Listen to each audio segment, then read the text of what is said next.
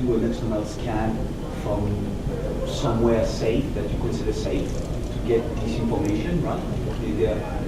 Yeah, now you mentioned external scans. One of the things I will talk about later is because of the fact that, say you want to know what processes are running as well as what ports are open on your box. Is it listening on something it should not be listening on? One of the things you can do is type in the netstat command. Netstat-ANO on the Windows side or AMP on the Unix Linux side. And that'll give you a listing of all the ports, what they're doing, and what process is using them. Now, the problem is, again, rootkits. If someone has a rootkit that's gone in kernel mode, it's going to lie to you. It's going to hide anything that it doesn't want you to know about. So what we often recommend is before you actually pull the plug, after you've done your RAM analysis, you've dumped whatever you're going to dump, or you've queried whatever you're going to query, hit it with an external port scanner. Actually, go to a safe machine and port scan your box from the outside. Because if that port is listening, it's going to show up. Now, if you do something like port knocking, where you have to hit port 4443, then 4445, then 4447, before it actually activates the actual listener to your host. But most of the time, if they've got one that is on the box, it's an active TCP port, it's listening, but it's got a rootkit that's going to lie to you when you query locally, that external scan will detect it. And then again, if you look at your netstat results, contrast those to the port scan results, problem. They don't match up, there's something wrong. Good question.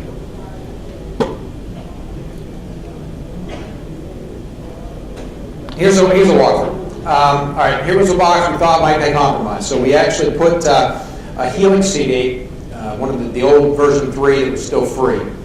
Got the ISO, drop it on. One of the instant response tools that's on Helix is WinAudit. Run the WinAudit program. It goes through and queries all sorts of stuff in terms of running processes, running ports. So almost immediately when you pull this up, the thing that jumps to my eye is that Explorer.exe process. What is Explorer.exe? Anybody? Yeah, it's basically Windows. It's what you look at every day. It's your shell. It is the GUI environment for Windows. Again, one of those things that everyone knows is supposed to be there, but I'm not entirely certain what it is. In this case, there were 2 instances running, and one of them had a capital E and one of them had a lowercase e. Yeah, that shouldn't happen. The file, it only exists once on disk. It should have a static name, and in reality, it should be a lowercase e. So when you see something like Explorer next to another instance of Explorer, and there's a variance like that in capitalization or spelling, that should be a big red flag. But in order to determine what's going on, we looked a little more deeply at it. WinAudit also generates a list of all open ports. In this case, if you look back here, the one that had the strange, the capital E there, was processed out of here, PID 260. PID 260 was also had an active listener on port 19. What's port 19? Character generation port. Does that have any business on a Windows box? No, it's an entirely Unix Linux kernel. Has no Windows utility whatsoever. And if you look at the path of the PE file, the actual executable file that was used to spawn this process, we're looking at something that was sitting in C Windows add-ins, Explorer.exe. Again, almost all of your legitimate Windows system files are going to sit either in the system root, C Windows, or in C Windows System 32. This one, they've added an extra folder, or the folder does exist, but they put it in the add-ins folder.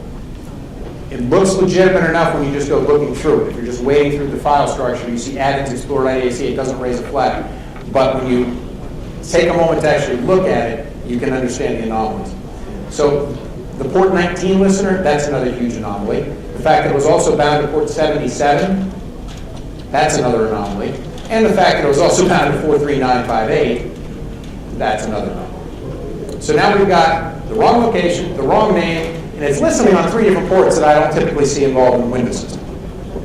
Once again, extremely good indicators that this is really something evil and not something that should be done.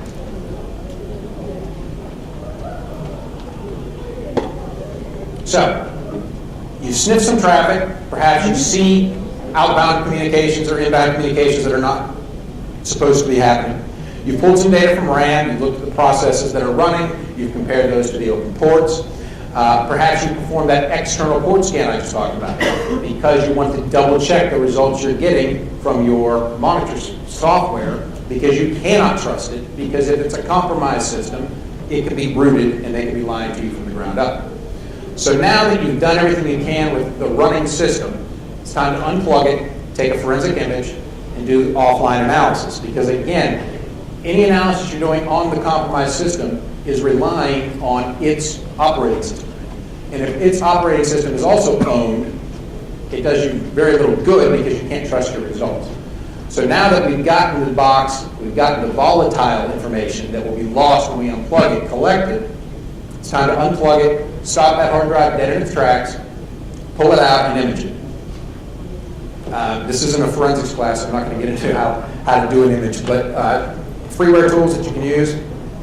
Helix, it's a great tool. It's got a DD on it. It's got another tool called DCFL DD, which is nothing but the Linux DD, modified by the U.S. Defense Computer Forensics Lab to include some hash analysis technology that will actually do a verification that the results you got are actually valid. Linen is a commercial product that's Linux for Encase that is available. It's also on the Helix CD, so you can boot it up, fire it up, and collect Linen. There's another one called Raptor, which provides, I believe, the easiest interface, but then again, it's our tool. So it's free, so I'm not going to sell anything. It basically is nothing but a point-and-click GUI that provides you an easy GUI front end to the DCFL DD. So you don't have to worry about mounting and getting your read-write mount permissions correct. You just point-click, this is the target drive, here's the image drive, bring it in, suck it down, and you got it. So basically with a boot CD and an external USB hard drive, you can go out and get an image. And if you're using one of these tools, it's really hard to do damage. They're forensically sound to start with. They automatically mount anything that they do mount in read-only mode, so it does help. You can get these things and do it in a way that would later be admissible in court. So once you've got your image and you're going to start doing some analysis of this image, what are you looking for? Well, one of the most common techniques used in doing an intrusion detection is timestamp analysis.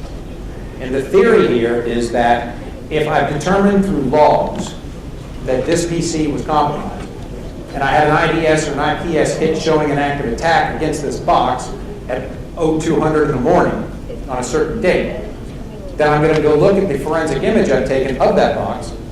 I'm going to sort it by the modified access or created dates of each file, and I'm going to look what happened to this system at 2 in the morning last night.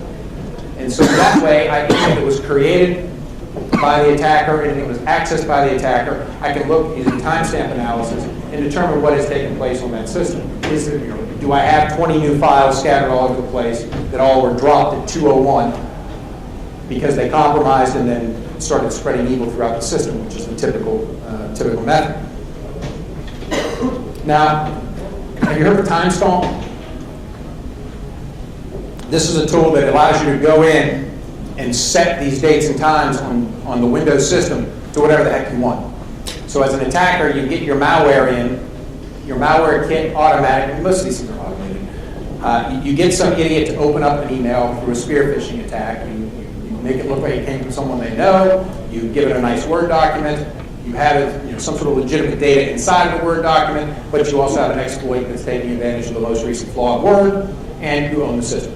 Now, what it will typically do is that first dropper, that first piece of malware that gets on is going to immediately call home to a malware server and just start dumping lots of compressed malware back, expand it, and then just start dropping it all over the place.